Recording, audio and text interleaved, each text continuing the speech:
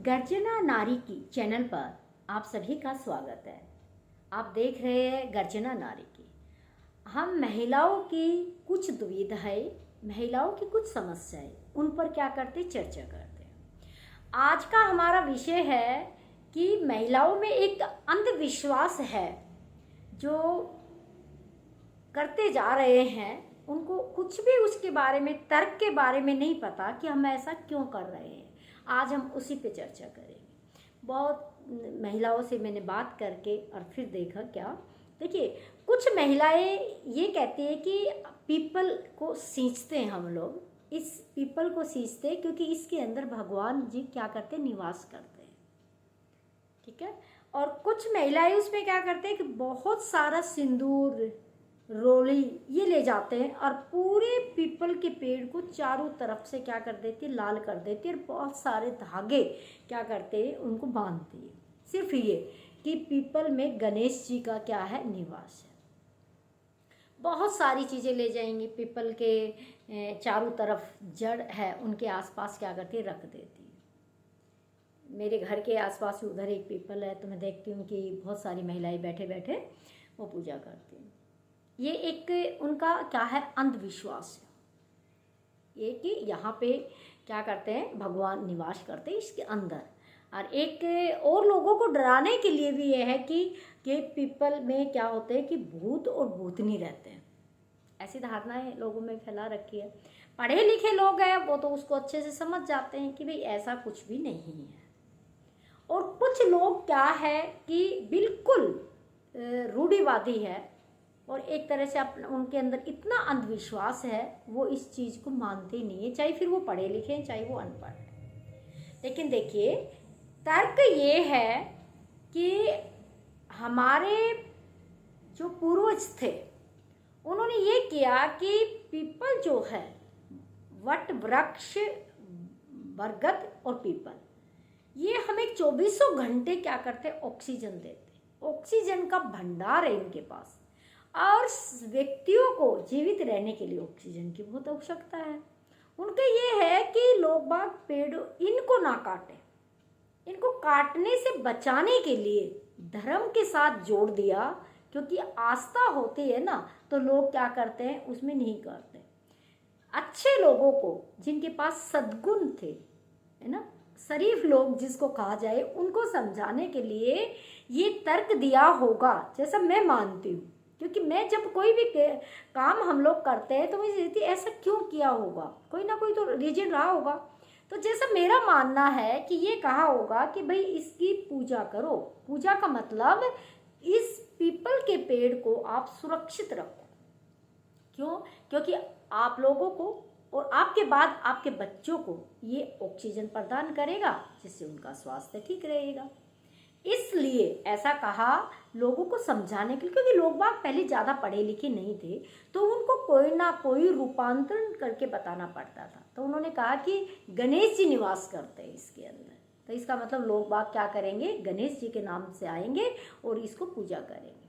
ठीक है, आप पानी चढ़ाइए, बड़ी अच्छी बात है, क्योंकि हमें हर तरह के वनस्पतियों को इस पृथ्वी पर विराजमान रखना जरूरी है, क्योंकि इकोसिस्टम है तभी हम जिंदा रह सकते हैं। लेकिन ये एक पर्यावरण का विषय मानकर हमारे पूर्वजों ने हमें समझाने की कोशिश की कि सबसे ज़्यादा ऑक्सीजन देता है, तो हमारे लिए ये क्या है, हमें जीवित रख रहा है। इसलिए गणेश जी की धारणा बनाई। और जो दुष्ट प्रवृत्ति के लोग थे, जिनको किसी तरह से कुछ समझ में नहीं आता था, उनको डराया होगा, भाई इसको काटना नहीं है, इसके नज़दीक नहीं आना, क्योंकि इसमें भूत और प्रेत रहते हैं। ये दो धारणाएं हैं जिनकी वजह से लोग ये कहते हैं कि पीपल के अंदर ऐसे ऐसी आत्माएं रहती। ऐसा कुछ भी नहीं है। सिर्फ लोगों को ये भाई काटने से बचाने के लिए, जो लोग नहीं मानते होंगे उनको ये प्रत्युत्तर दिया होगा, और जो लोग इनके संरक्षण के लिए कर सके उनको सींचते रहे, पानी देते रहे और लोगों को काटने पर उसका विरोध करते रहे। तो इसलिए लोगों को समझाने के लिए ऐसा कहा होगा।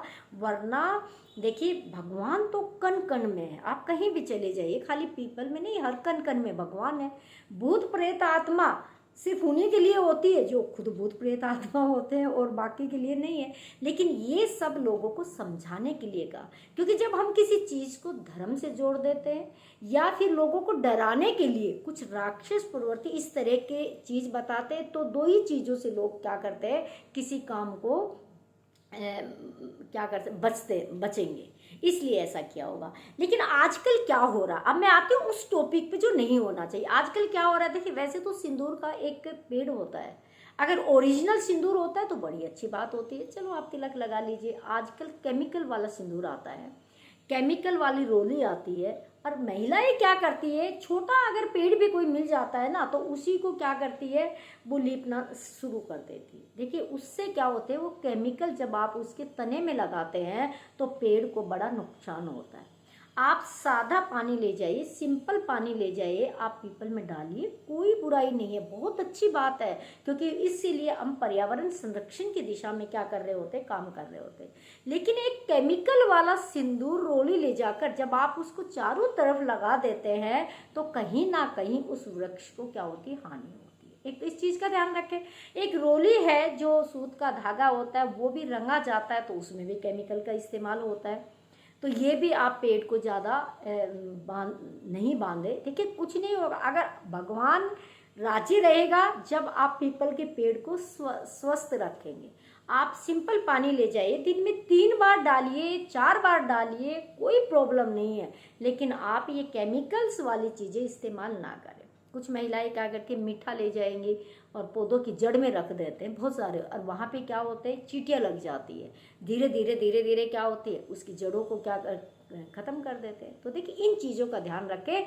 ये आप कोई भी काम अगर कर रहे हैं तो उसका आप तर्क देख लीजिएगा, और समय के अनुसार हमें काम करने की प्रक्रियाओं को भी क्या कर लेना चाहिए, बदल लेना चाहिए। पीपल को सींचिए, बड़ को सींचिए, और किसी वृक्ष को धार्मिक मानते आप सींचिएगा।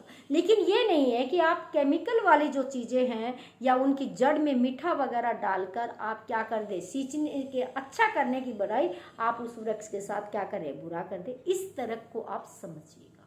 इस तरह का कोई अंधविश्वास आप लोगों के मन में है तो आप उसको निकाल दीजिएगा।